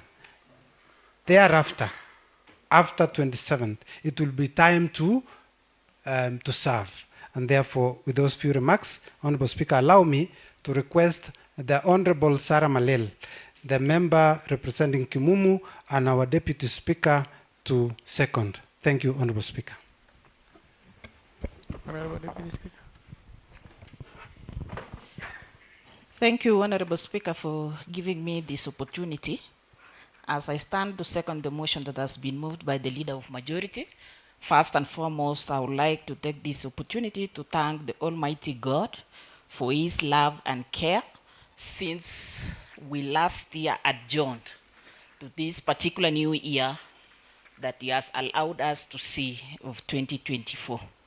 I am also happy, Honorable Speaker, that I have also seen all honorable members alive and alive and very energetic after that short break to come back well synergized to start the third session in a wonderful way. I really want to say it was a nice time in the second session, Honorable Speaker, and now as we start the third session, I want to believe that the synergy seen in this House will be of the highest from the past. Honorable Speaker, allow me also to take this opportunity to congratulate our new sworn-in members today and say congratulations for making it this far. It is not an easy journey. I know you have gone through, but we thank God that today all has come to climax. We want to assure you, as some of us who have been here for this 1 year since we started this third assembly, that we are going to give you every necessary support to execute your mandate. I know the Office of the Honorable Speaker is also doing a lot with the clerk to make sure that you are well equipped. And I want to thank Honorable Speaker from the motion that the Leader of Majority has just moved it, of capacity building us as honorable members so that we can execute the core mandate of representing our people, oversighting and legislating in this House. I'm happy when I hear the sentiments from of honorable member, especially Regina, who has talked about, and she really has the passion to represent our people very well. That means, Honorable Speaker, for the shortest time ahead of us, we are going to see various policies and legislation being brought by those honorable members representing specific groups so that we make our county a better place to be in. Honorable Speaker, I would like also to say I'm seconding this motion that we do really adjourn this House so that we get this very important training, Honorable Speaker, to allow us to come and do our duties very well. I know, Honorable Speaker, you have been doing this, giving us an opportunity of training, and any organization, it is always good that we have refresher courses all the time to make sure that we get equipped, because the world currently is dynamic and it is moving. Things are changing day by day, Honorable Speaker. I remember it is in this third assembly that maybe we are seeing virtual proceedings. That means, Honorable Speaker, there are quite a number of changes that happen all the time. And I know with this induction course that our new members are going also to get, so that they can be able to execute and represent the various categories that they are representing as we join hands together in working for the people of this county. Honorable Speaker, I know this period of time is a very good time for us to mingle. It is also the time that during this training we will get to know each other very well. It is this particular moment, Honorable Speaker, that our new members can get to know what to. I know one of our honorable members has just even posed you a question, and I know that one you will give a ruling later. But, an Honorable Speaker, I want to say that this House, we are well energized to proceed with it. Honorable Speaker, without much ado, I want to say I do second this motion. Thank you, honorable members. I will now propose a question. The person to standing order, your Singishu County Assembly Standing Order number 31. This honorable House do adjourn 8 sittings from 13 February 2024 till 27th February 2024 to allow honorable members to attend an induction seminar debate. Honorable David Keita.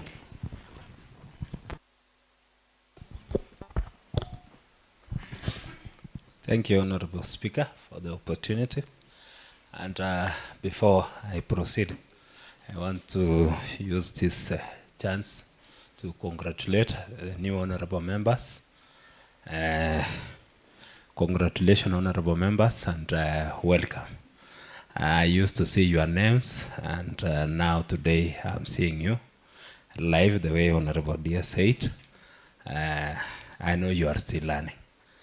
And the way I've seen, you are not slow learners. It's only that as a procedure, you have to attend what is called induction. And on that, Honorable Speaker, I want to support the motion, although before I was thinking that I should oppose it. But when I see my new colleagues, honorable members, and when I remember the first time when I joined this county assembly, that was 2017, I'm seeing the need of the new honorable members of going for an induction course. The reason I'm supporting Honorable Speaker is that training is very important. When I was training, I used to think maybe standing order is something very simple. I thought it's just maybe coming and maybe going speaker. Why I was saying that is that as all honorable members know very well, we were from the recess, where that is since December. This is the first day after recess. We have been out since December and up to today, 13th. We are now breaking. We are now going until 27th, and then just to briefly, we will still break for another 2 weeks. But I'm very sure that after those 2 weeks, we will come back and start doing something for the people for Singishu. Thank you, Honorable Speaker. I support. Honorable Natui.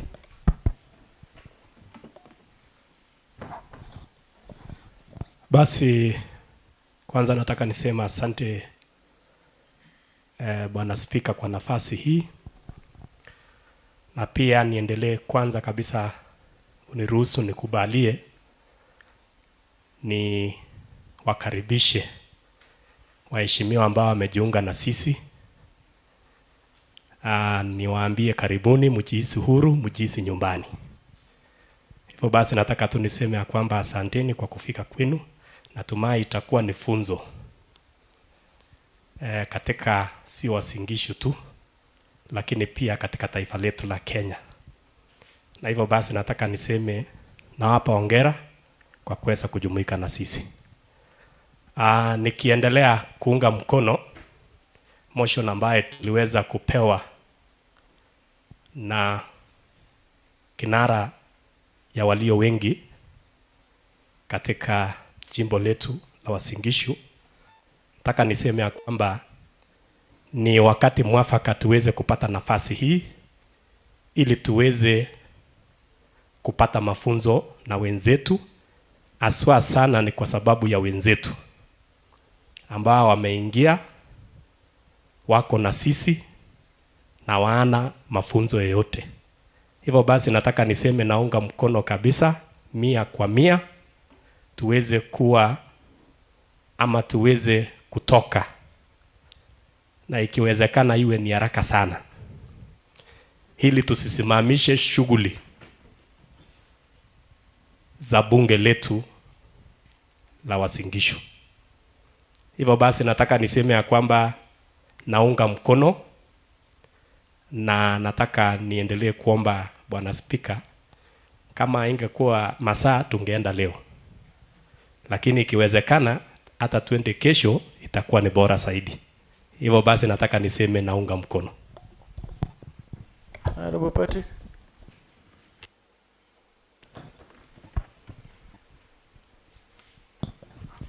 Thank you, Mr. Speaker. I want to support the adjournment so that we can go for more induction and training, including the new sworn-in members of County Assembly.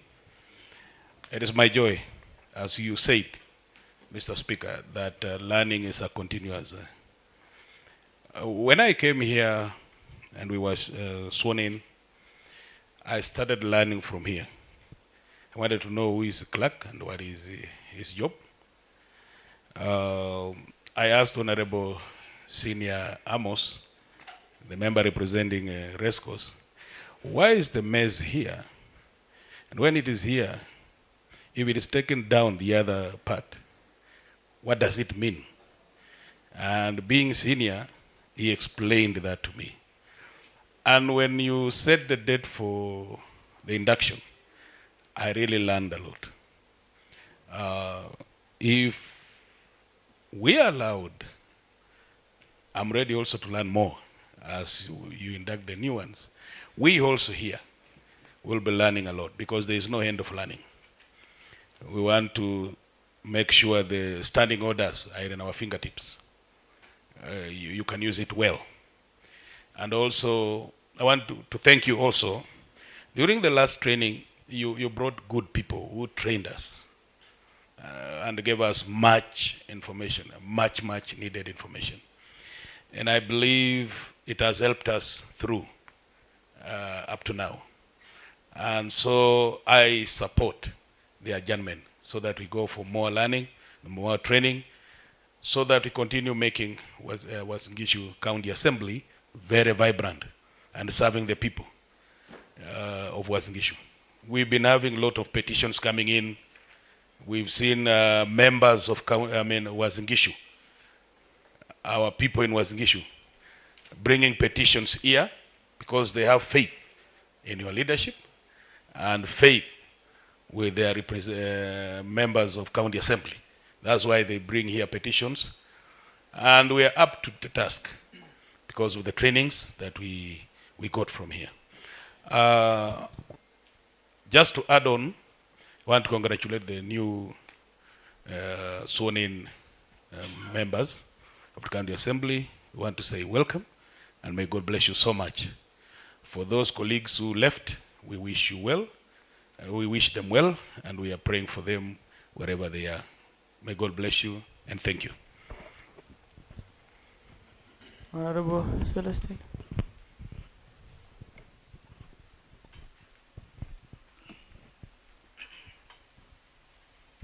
Thank you so much, Mr. Speaker, sir. I'll be very brief. I want to say something about the motion. I want to support the motion, but I want to be very careful so that I'm also not on the wrong side of the standing orders because I'm still very new. Allow me to say two things. First, I want to appreciate the whole House. I want to say thank you so much on behalf of all the other members, all the other new members. Thank you so much for the warm welcome. It has been a journey, and I want to say now that is in the past. I will not like us to discuss about it, but I want to say thank you so much for the warm welcome. Number two, I want to say thank you to the party for giving us an opportunity to serve the people.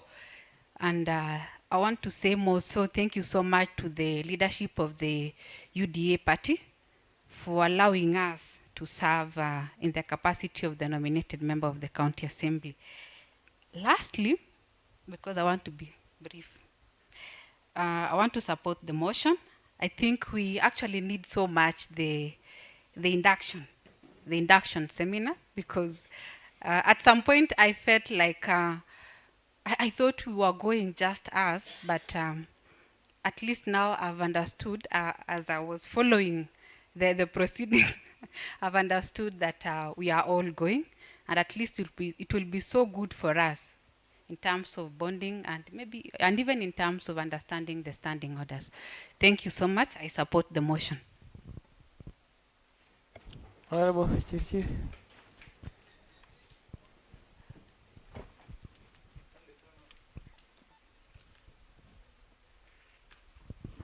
Asante sana Mheshimiwa Spika kwa ubefu wa jicho lako.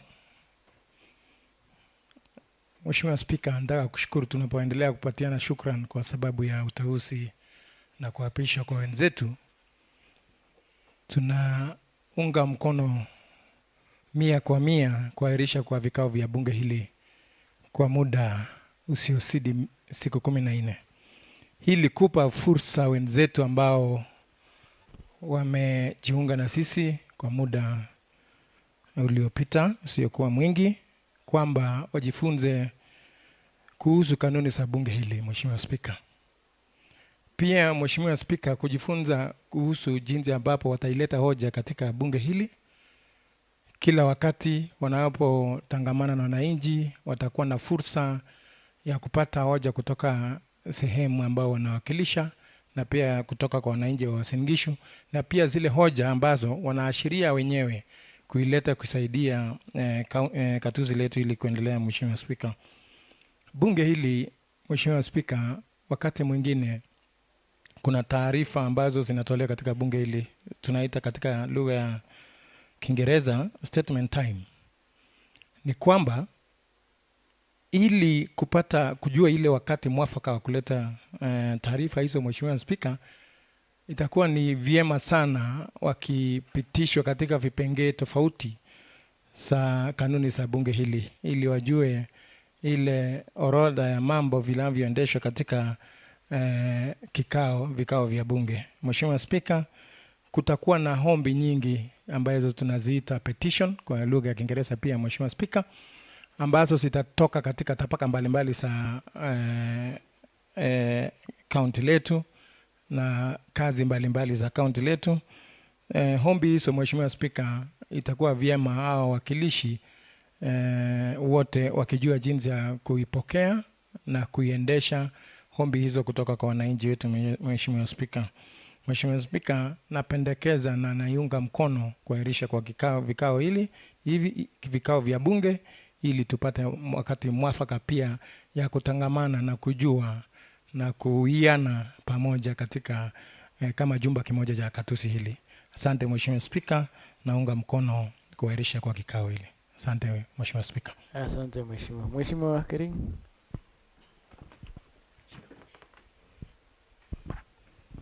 Asante Mheshimiwa Spika kwa nafasi ambayo umenipatia ili pia niungane na wenzangu wakilishi wodi ama wajumbe wetu wa katuzi la Uasin Gishu.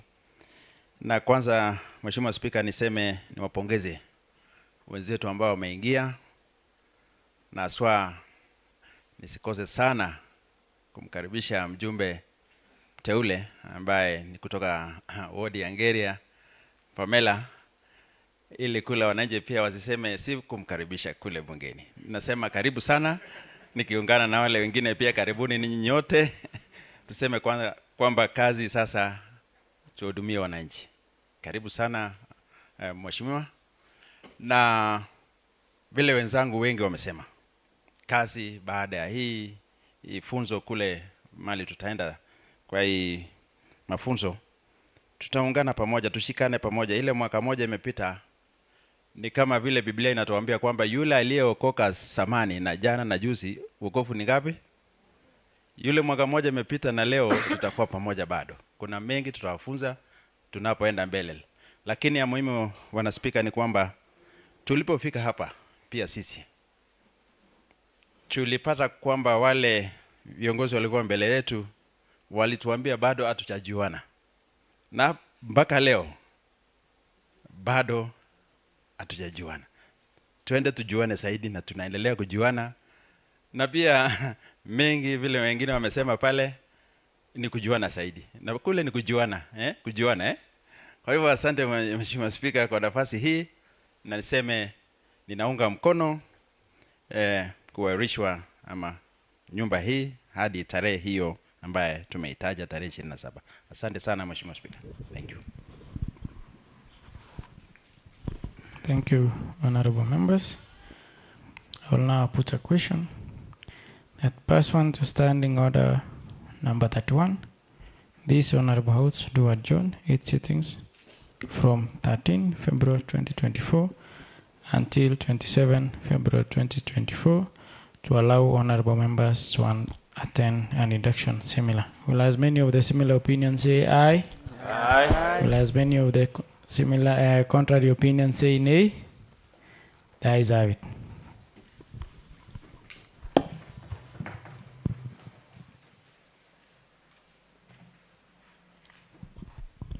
Honorable members, I want to make the following ruling